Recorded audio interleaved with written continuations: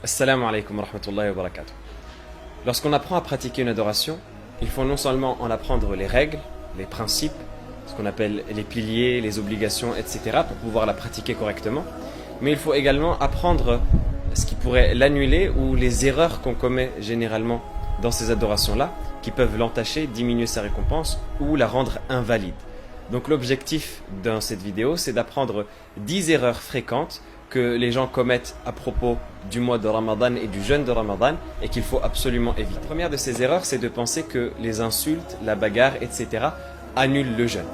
Alors si effectivement, pendant le jeûne du mois de Ramadan, le jeûneur doit se préserver au maximum d'insulter, de prononcer de mauvaises paroles, de dire de la médisance, de mentir, de se battre, d'accepter la bagarre avec quelqu'un et les provocations, et le prophète sallallahu alayhi wa sallam a mentionné que cela est extrêmement important au point où il a dit que la récompense du jeûne est rattachée à cela. Le prophète sallallahu alayhi wa sallam a dit Man lam yada' qawla az-zuri wal 'amala bihi falaysa lillahi haja fi an yada'a ta'amahu wa sharabah. Celui qui n'abandonne pas les mauvaises paroles et les actes qui vont en conséquence, Allah n'a que faire du fait qu'il délaisse sa nourriture et sa boisson. Il a dit il se peut qu'il y ait un jeûneur qui n'obtient de son jeûne que la soif et la faim.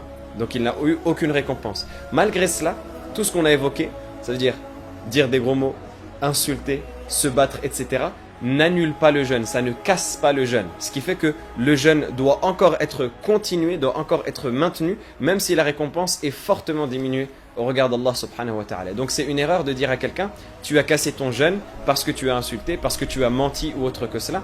C'est des choses qui n'annulent pas le jeûne, même si ça en diminue la récompense. Les seules choses qui annulent le jeûne, c'est de manger, de boire, de consommer, ou tout ce qui va dans le même sens, ou d'avoir un rapport charnel, ou tout ce qui va dans le même sens, tout ce qui va dans le sens du rapport charnel. Donc c'est tout cela qui annule le jeûne, mais insulter, dire des mauvaises choses ou autre que cela, ça diminue fortement la récompense, c'est interdit et c'est une chose grave pour le jeûneur, mais ça n'annule pas le jeûne. La deuxième erreur, c'est ce qu'on entend généralement des gens qui disent « tu as cassé ton jeûne, va manger ». Que ce soit pour les choses qu'on a évoquées précédemment, ou même pour les choses qui annulent effectivement le jeûne, on entend cette phrase-là « tu as cassé ton jeûne, va manger ». Il faut savoir qu'une personne, même si elle casse son jeûne, même si elle mange volontairement, elle boit volontairement, il lui est interdit de continuer à commettre des annulatifs du jeûne, et plus elle commet des annulatifs, et plus elle se charge d'un grand péché à l'égard d'Allah subhanahu wa ta'ala, qui est de rompre un jeûne volontairement, de rompre la sacralité du jeûne volontairement, et de casser ce lien du jeûne qui te lie à Allah subhanahu wa ta'ala. C'est un grand péché, donc la personne qui le fait dans une journée de jeûne, elle doit même continuer à s'abstenir dans la journée, même si la journée n'est pas valide. Elle doit quand même continuer à s'abstenir de manger et de boire, même si sa journée n'est pas valide, et elle ne devra rompre cette journée-là qu'à la fin de la journée de jeûne, comme si elle avait jeûné, puis elle devra rattraper cette journée, et elle devra également donner une expiation, c'est-à-dire jeûner 2 mois consécutifs, ou alors nourrir 60 pauvres, ou alors libérer un esclave pour chaque jour de jeûne rompu volontairement. Mais la personne qui commet un annulatif, peu importe ce que c'est, dans la journée de jeûne, elle ne doit pas continuer à manger et à boire. Il ne faut pas se dire que c'est fini, vu qu'elle a cassé sa journée de jeûne, et bien elle peut faire tout ce qu'elle veut dans le reste de la journée. Non, ça reste interdit, et plus elle va commettre la désobéissance de rompre le jeûne, et plus elle va avoir un péché qui sera grave. Et dans un hadith du prophète sallallahu alayhi wa sallam, cette gravité nous est mentionnée. Le prophète sallallahu alayhi wa sallam cite dans un hadith qu'alors qu'il était en train de dormir, il a vu 2 anges, 2 grandes personnes qui sont venues le transporter, qui l'ont amené jusqu'à voir des gens de l'enfer qui étaient châtiés, chacun d'un châtiment particulier, jusqu'à ce qu'il arrive à des gens qui étaient accrochés par leurs talons avec des cisailles qui leur tranchaient les joues et la bouche, et le sang coulait de leurs joues et de leur bouche. Et le prophète sallallahu alayhi wa sallam a posé la question qui sont ces gens, à ces 2 personnes qui étaient avec lui, et ils ont dit ce sont ceux qui rompent le jeûne avant que ne finissent leur journée de jeûne. Donc ça, c'est le péché pour celui qui rompt une journée de jeûne alors qu'il a jeûné avant que la journée ne touche à sa fin. Alors que dire d'une personne qui rompt le jeûne volontairement au début de la journée et qui continue à le rompre et qui continue à le rompre. Donc même si tu as commis un annulatif, ne romps pas le jeûne. La troisième erreur, c'est une erreur qui se rapproche de la précédente, qui est le fait, cette fois-ci, de rompre le jeûne par erreur et non pas volontairement, mais de se dire de toute façon cette journée-là elle est cassée, donc si je vais devoir la rattraper, il faut que je continue à manger et à boire. Je peux continuer à manger et à boire vu que j'ai rompu par erreur. Ça, c'est une grave erreur. Parce que celui qui a rompu le jeûne involontairement, il n'a pas de péché à la base. Il doit continuer sa journée. Puis, dans l'école de l'imam Malik, il lui est demandé de rattraper cette journée-là, si c'était par erreur, juste la journée sans donner d'expiation. Et dans l'école des autres savants, il n'est même pas demandé de rattraper et le jeûne pour eux est valide. Mais il n'a pas de péché. Alors que si il se dit de toute façon, j'ai pas fait exprès de rompre, alors je peux continuer à manger et à boire et je rattraperai plus tard. Mais là, il a commis un péché grave qui est de transgresser la journée de Ramadan. Et donc, il devra en plus de cela donner une expiation. Il devra jeûner 2 mois ou nourrir 60 pauvres, comme on a dit, ou libérer un esclave. Donc, il devra donner une kafara, malgré le fait qu'à la base, il n'a pas fait exprès. Il s'est trompé. Mais vu qu'il a continué à manger et à boire tout en sachant qu'il devait jeûner en connaissance de cause, eh bien cette personne-là, dans ce cas-là, devra donner la kafara et aura transgressé, il aura commis cette fois-ci un péché. La 4e erreur fréquente dans le jeûne, c'est de rompre le jeûne pour une maladie qui n'est pas grave. On entend souvent des personnes qui disent « j'ai un peu mal à la tête, j'ai attrapé une grippe, j'ai attrapé un rhume, il faut que je prenne un médicament, du paracétamol ou autre que cela, et donc je vais devoir rompre le jeûne ». Ça, ce n'est pas considéré comme des maladies graves qui obligent de rompre le jeûne. La seule maladie grave qui est considérée comme non compatible avec le jeûne, c'est la maladie qui est déclarée comme telle par les médecins de confiance. Il faut absolument qu'il y ait un décret d'un médecin de confiance qui demande au patient de ne pas jeûner. Mais que la personne fasse de l'automédication et se considère elle-même comme inapte à jeûner et rompe par la suite le jeûne pour prendre du paracétamol ou autre que cela, ce n'est pas autorisé. Même si la douleur est intense, même si on a mal à la tête, même si on a un manque, même si ceci, cela, tant qu'il n'y a pas de danger avéré pour la santé sur lequel témoigne un médecin de confiance ou plusieurs médecins de confiance, on n'a pas le droit de rompre le jeûne, peu importe la maladie de laquelle il s'agit. En particulier, s'il n'y a pas de lien direct entre cette maladie et le jeûne, comme le fait d'avoir mal à la tête. On peut très bien avoir mal à la tête et continuer à ne pas manger et à ne pas boire sans qu'il n'y ait d'impact dangereux sur notre santé. Mais simplement, c'est une épreuve dans laquelle la personne doit patienter les quelques minutes qui la séparent de la rupture du jeûne, et au moment où elle rompt le jeûne, après elle peut consommer le médicament qu'elle veut pour se soulager. La 5e erreur fréquente qu'on retrouve pendant le mois de Ramadan, c'est l'erreur concernant les femmes qui ont leur menstru et qui sont réglées.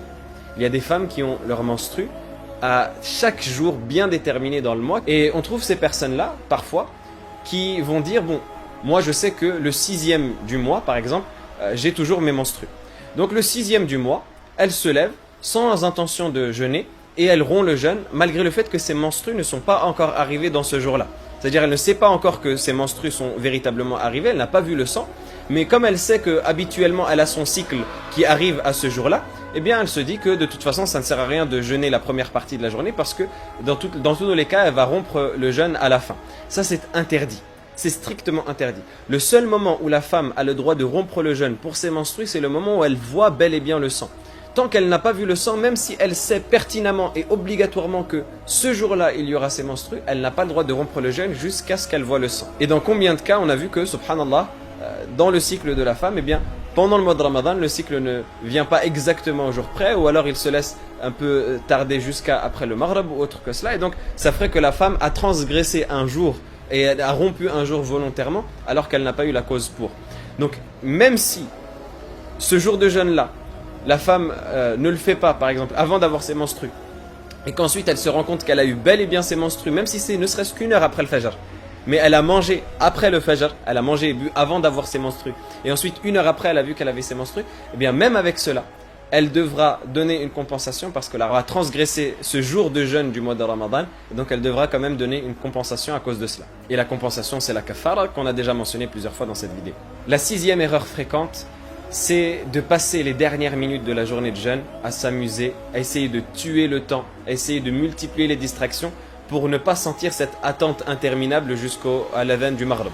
Et on trouve des réactions même sur les réseaux sociaux qui disent que les dernières minutes, c'est les plus difficiles à patienter, qui demandent des conseils pour tuer le temps dans ces moments-là, qui demandent une série à regarder, qui demandent une bonne vidéo à regarder, parce qu'ils veulent absolument oublier ces quelques minutes. Ou alors des personnes s'allongent et regardent le plafond, ou alors des personnes se mettent à discuter et à perdre leur temps dans les futilités.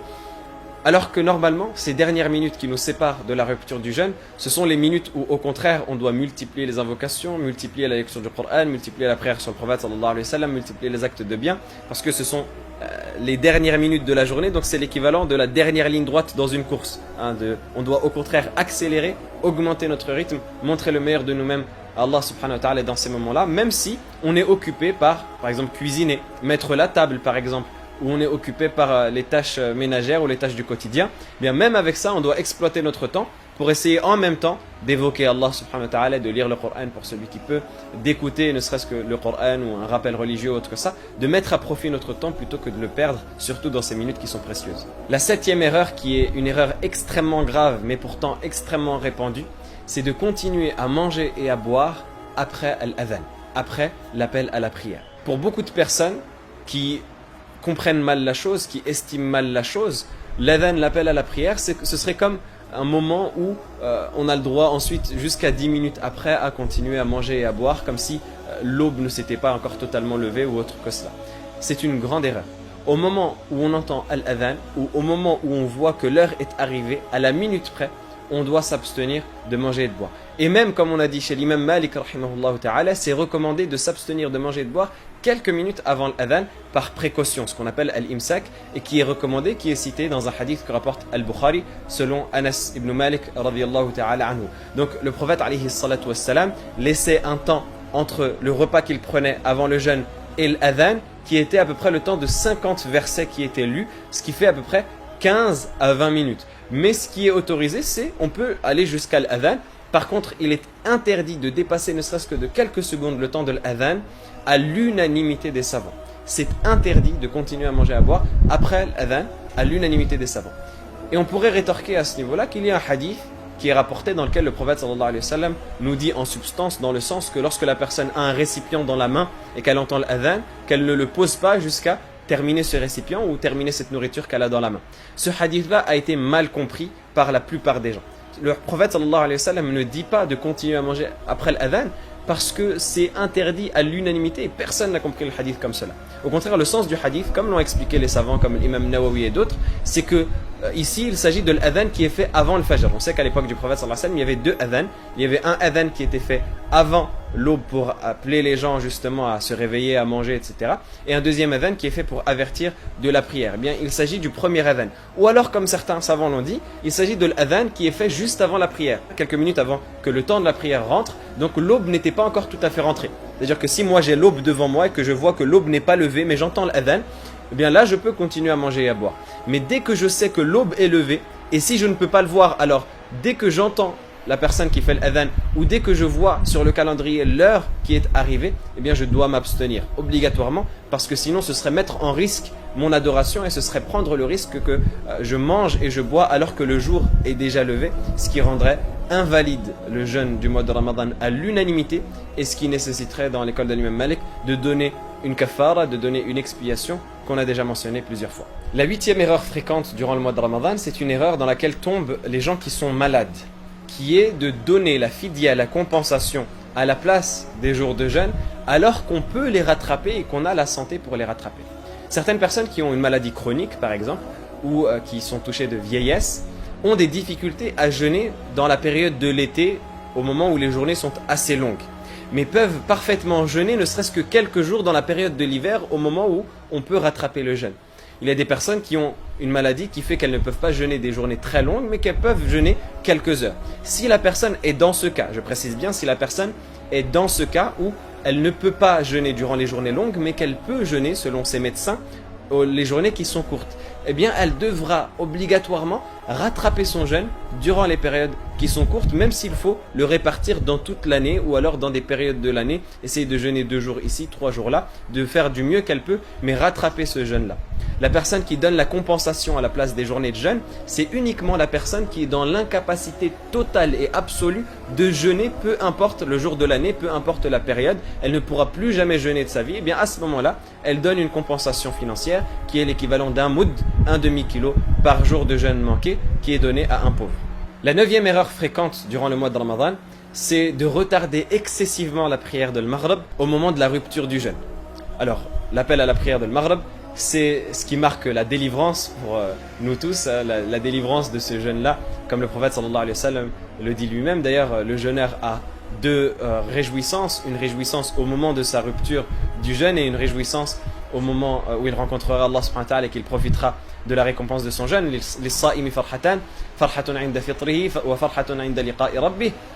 Mais cette réjouissance de la rupture du jeûne et cette délivrance de cette épreuve du jeûne ne doit pas pour autant nous faire oublier nos obligations et nos priorités. La prière est une priorité avant toute chose. Alors au moment de l'appel à la prière de l'Maghrib, la bonne situation c'est de rompre le jeûne rapidement avec quelques dattes, avec une gorgée d'eau, en prenant une soupe ou autre que cela, une nourriture légère, d'aller prier et ensuite de revenir et de prendre son repas, de dîner tranquillement jusqu'à, si on veut, la prière de l'Aïcha.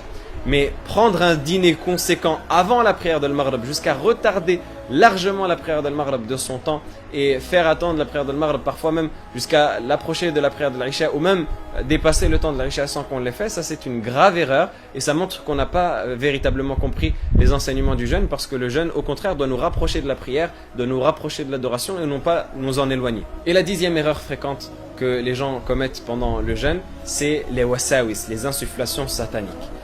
On a beaucoup de gens qui sont touchés par ces troubles psychologiques, par ces insufflations sataniques, où ils vont être en doute toute la journée par rapport à leur jeûne.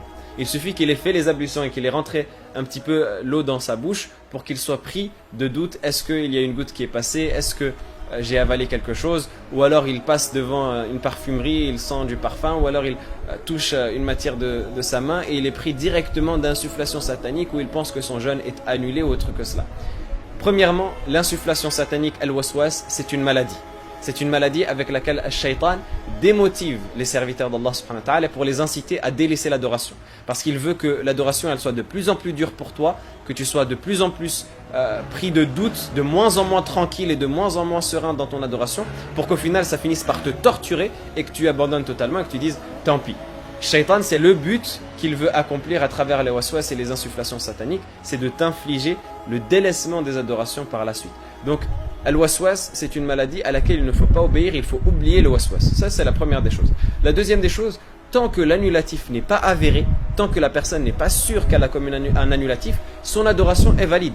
Si tu n'es pas sûr à 100% que tu as commis un annulatif, que tu as avalé de l'eau, que tu as sorti un liquide de ton corps ou autre que cela, que tu n'es pas sûr à 100%, ton jeûne est valide. Il ne faut pas que les waswas, les insufflations sataniques te fassent douter de la validité de ton jeûne tant que tu n'as pas d'élément sûr à 100% sur lequel tu te bases pour émettre ce jugement. Troisièmement, il faut savoir que même à considérer qu'on aurait commis un annulatif, à considérer qu'on aurait bel et bien commis un annulatif, il est obligatoire, comme on disait plus tôt dans la vidéo, de continuer la journée de jeûne malgré cela. Donc dans tous les cas, il t'est interdit de rompre le jeûne, parce qu'il y a certaines personnes qui sont prises de wasawis et donc qui se disent bon bah de toute façon ma journée elle ne vaut plus rien, je vais aller manger et boire, un peu comme celui qu'on a vu tout à l'heure de celui qui rompt le jeûne par erreur ou celui qui commet un annulatif volontairement. Cette personne-là qui est prise de waswas, c'est encore plus grave parce qu'elle n'a même pas d'annulatif qui est avéré à 100%, mais elle va se dire de toute façon ma journée de jeûne, j'ai trop de doutes, donc je vais aller rompre et je vais aller manger. C'est interdit. Là, c'est un crime qui est commis à l'unanimité des savants de rompre une journée de jeûne volontairement, même si on a déjà commis un annulatif volontairement. Comme on a dit, même si on a commis un annulatif volontairement, il est interdit de rompre et de continuer à manger et à boire. Donc, la même chose pour la personne qui a du waswas. Donc, dans tous les cas, il faut que tu continues ta journée de jeûne. Et comme on a dit, tant qu'il n'y a pas un annulatif qui est avéré, tant qu'il n'y a pas quelque chose qui est certifié, que la personne, elle sait avec certitude qu'elle a commis cet annulatif-là, elle doit continuer et son jeûne est valide et elle doit essayer de se prémunir de shaitan et de ses wasawis le plus possible en essayant de l'ignorer. Le shaitan il essaye de te faire douter de ton adoration en te disant ton jeûne n'est pas valide, tu as mangé après le fajr, tu as mangé après l'appel à la prière, donc ton jeûne n'est pas valide. Il faut se dire que tout cela c'est des wasawis, des insufflations sataniques. Et il faut essayer d'éviter les portes de cette insufflation satanique. Ça c'est important aussi. Il faut essayer d'éviter au maximum les portes de ces insufflations sataniques. C'est-à-dire que si on sait que lorsqu'on fait une chose, eh bien on est pris de doute. On commence à douter, est-ce que notre adoration est valide ou pas? Mais on évite de faire cette chose-là. Par exemple, comme les savants disent, lorsqu'on fait tourner l'eau dans notre bouche pour les ablutions, mais on essaye de le faire plus légèrement que d'habitude. On ne le fait pas en exagérant, on le fait plus légèrement que d'habitude pour éviter qu'il y ait des gouttes d'eau qui tombent dans la gorge. Également, il faut apprendre sa religion. Il y a des choses qu'on pourrait penser comme annulant le jeûne, mais qui n'annulent pas le jeûne. Comme le fait, par exemple, d'avoir des résidus de nourriture dans sa bouche après le fajr et de les avaler. Si je vais prier, par exemple, l'adhan est passé, j'ai déjà terminé mon sahour, j'ai déjà terminé de manger bien avant l'adhan, mais il m'est resté des résidus dans la bouche. Et lorsque je suis dans la prière, bien, sans faire exprès, malencontreusement, j'avale ces résidus. Ou même après, dans la journée, j'avale ces résidus. Bien, le jeûne reste valide. Il n'y a pas à considérer que ce jeûne est invalide. Le jeûne reste valide et ce n'est pas du tout considéré comme un annulatif. Voilà pour les erreurs les plus fréquentes à éviter durant le mois de Ramadan. Il y en a d'autres. Pour s'en prémunir, il faut apprendre sa religion, essayer d'apprendre correctement à accomplir les pratiques comme il se doit, essayer de se renseigner sur sa religion avant de faire une adoration.